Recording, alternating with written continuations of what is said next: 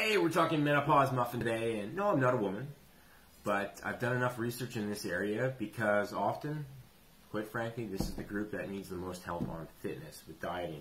And there's a few reasons for that.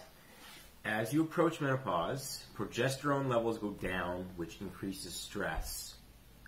Cortisol is not as regulated. So you got to be careful not to pile it on with more intense exercise, that kind of thing. I'll get into that in a bit. The other thing is estrogen goes down. And I mean, there's some good to that, but the main factor which leads to that menopause muffin is insulin sensitivity is decreased.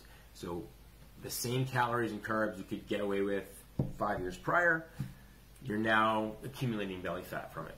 So we'll show you how to kind of minimize the damage with that, okay? So those are the two main factors.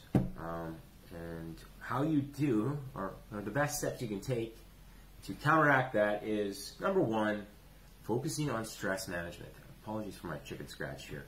So less high-intensity step classes where you're killing yourself, more walks. An extra hour of sleep versus getting up early and running sprints or doing a step class, that kind of thing. So less is more approach to exercise, and we'll get into that in number three.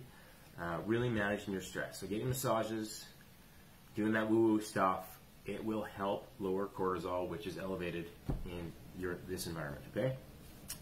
Number two is be a little bit more strategic about carbs. Certainly just a low-calorie diet is going to help first and foremost. And we'll talk about this in the next program that starts January 6th.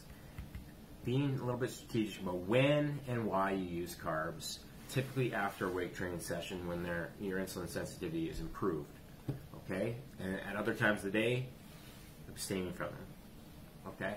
So that is the main thing there. Number three is, instead of going to these classes and using 5-pound weights and just hammering yourself and coming out of there exhausted, feeling like you did a lot of work, but stress is up, you weight train strategically, right? And if you're in my program, you know we got 30-minute workouts. We hit it hard, 8 to 12 reps, pushing your muscles, but you come out of that workout feeling charged up typically, or you should be.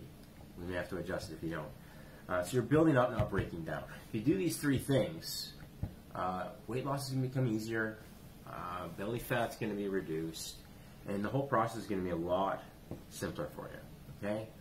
So we'll get into more on that on the 6th on my live training, but that's a starting point for you. Try to really focus in on this, follow the program as outlined, and you'll be good to go.